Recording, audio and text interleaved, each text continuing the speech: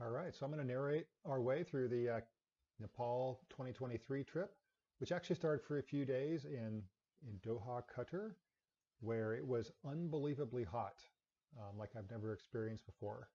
So even trying to get some shade in an outdoor market was still extremely uncomfortable. Of course, you get to see things you don't see really anywhere else.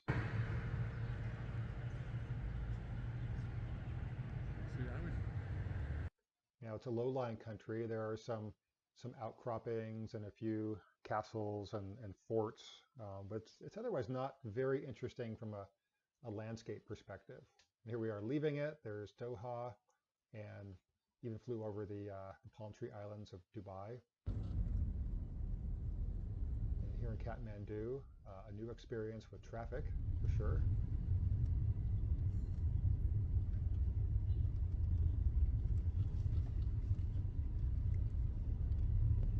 Motorcycles, motorbikes everywhere. And a very densely populated, high pollution city. Just people everywhere. Surprising how many Hindu shrines there were. I really wasn't expecting that, although there are also some Buddhist monuments in town.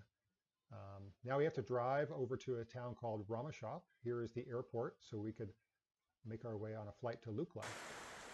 But we missed the first flight, so we had to stay there in Ramashop and got a tropical downpour. Still the monsoon season in late September there this year.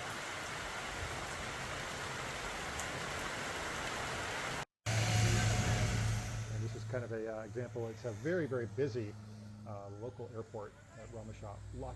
Three airlines flying non-stop between Ramashop and Lukla, only a 20-minute long flight, weather permitting, but the thunderstorms seem to pop up around noon each day, so there's a big rush to get everyone out there early.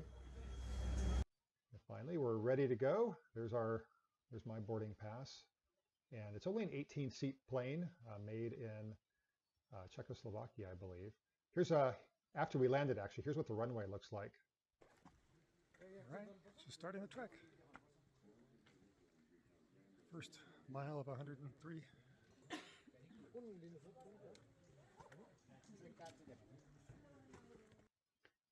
Number of bridges over the trail. This is our guide, actually, and lots of villages, especially near the beginning. Many pack animals. There's my trekking partner, Jean, and I, about 20 or 30 miles in, I believe. And of course, you give the pack animals the right of way on the bridges when they're coming toward you. Looking down at the river on one of the bridges. And this is our room the first night in a community called Tok Tok at 8,350 feet. The Himalaya Lodge, very nice place. And then the next morning, heading out onto the trail. More bridges. I think there's about 8 or 9 bridges that we ended up crossing along the way. Our porter carried about 45 pounds of gear. Another bridge. And that top bridge is actually the highest one that we ended up crossing. Again, more pack animals. And then there's the community of Namche Bazaar. That was the second night at about 11,100 feet. And some animals crossing right in front of our hotel room. This is a picture of a museum. And here's Namche from above. Many of the prayer wheels are really evident pretty much everywhere. This is about 12,000 feet above Namche. We spent an extra day there. This is looking at our hotel, so there's quite the sight. And then once we left there, it just rained all day. And it's raining. All day rain.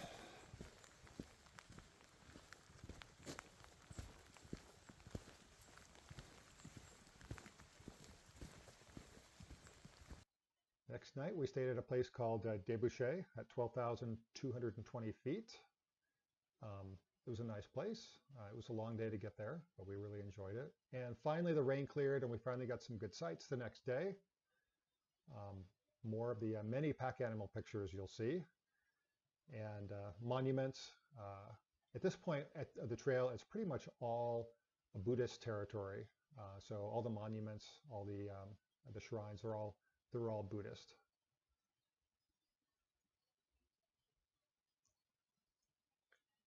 Next stop was a place called Dingboche at 14,400 feet. So this is pretty high up.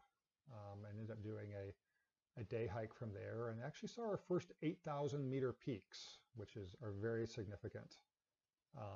They're really, I mean, they just really stand out, you know, compared to all the other ones. Just really tremendous scenery finally at this point. But this is what we call an acclimatization height, our first time above 5,000 meters. And it was tough getting up there, very, very much out of breath. Saw some blueberries the next day, which we didn't really expect to see. And then this is Jungkook at 15,500 feet the following day. A very nice place, and even had a chance to do some laundry in the local glacier-fed river. There's some interesting features on the mountains above, more scenes of local getting across the river, and a very common sight, yak dung. It's what's used to heat the wood stoves like this. It's actually quite efficient. It doesn't smell very much. And then from Chungking, we actually made our way up to one of the first of the high three passes, Kumala Pass. And there's a kind of a tarn lake right below it. And this is from the pass, now looking down at a glacier. That's actually the Kumla Glacier. That doesn't look like a glacier because it's covered in rocks and debris and stuff, but it really is. And this is finally us crossing that Kumla Glacier before we were able to head into Lubushe at 16,100 feet. Kind of a major stopover for us and the Everest Base Camp people. This is the hotel we were staying at. And then the next day, we made our way up the trail. It was very, very, very busy. We had to actually cross another glacier on our way up to Gorikshep, but very stark, beautiful scenery. And Gorikshep here is at almost 17,000 feet, where we finally were able to hike up Kalapatar and see Everest. Okay, on top of Kalapatal at over 5,600 meters. And there is Mount Everest at 8848 meters. Here's the Kumbra Glacier, Kumbra Icefall. There's the glacier going all down the valley. There's the National Geographic weather station.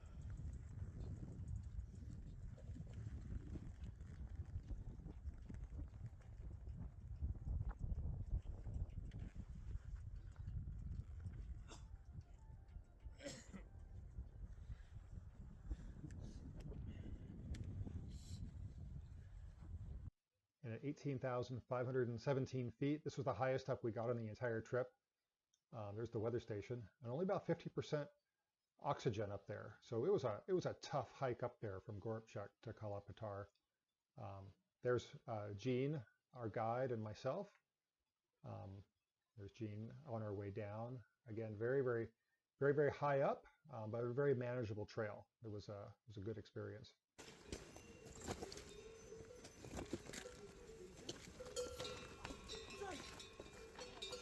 Going back to Lebuche the next day, crossing the glacier. This is actually the glacier. It doesn't look like it, but a number of yak were also crossing going the other direction.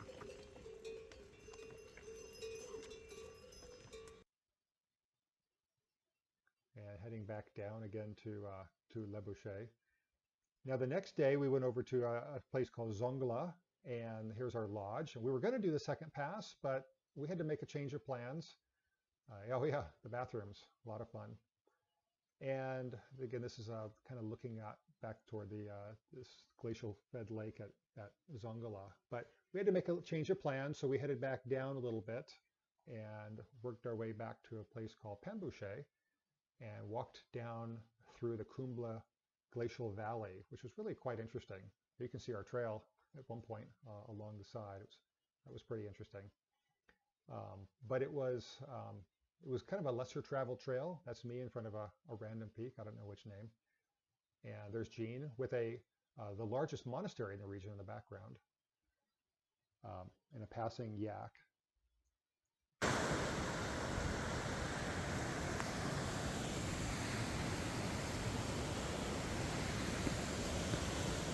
of a shorter river crossing.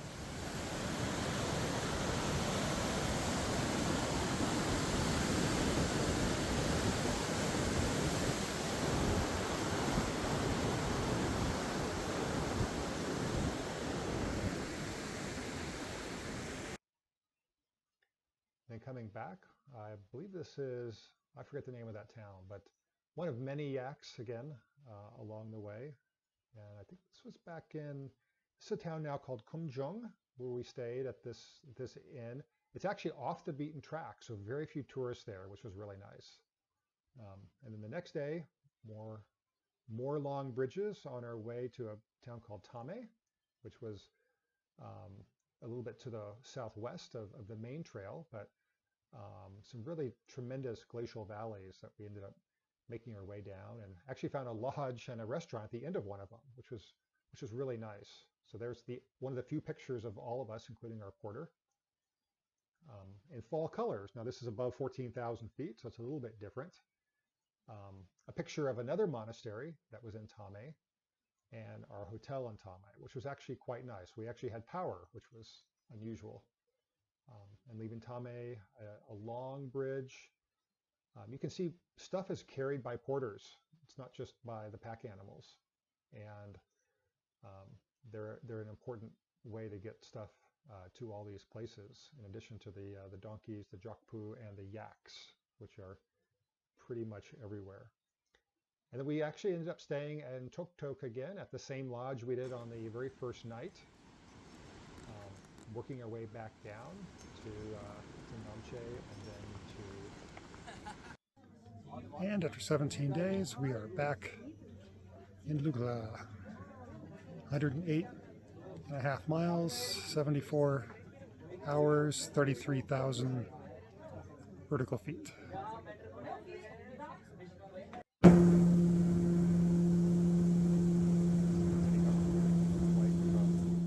Lukla, 12-degree pitch downhill.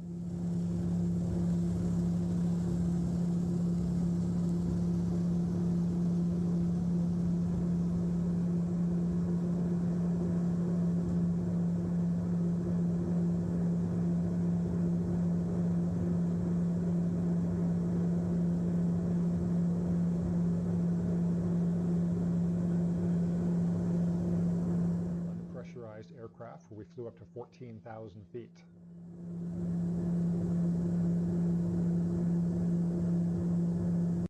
And back in Ramashop, where it was much, much, much, much warmer. We stopped by the Indian Meteorological Organization, I'm sorry, the Nepalese Meteorological Organization, which was really nice. And then we did a hike in town up a national park. And then it is time to leave Nepal with a brief stopover in Doha again for about 24 hours. We flew right over Dubai for the second time, and there's a scene from in Doha. It wasn't quite as hot as it had been 3 or so weeks earlier, which was nice. And then on the flight, as flying right over the North Pole, the little in-flight navigator thing got a little bit confused.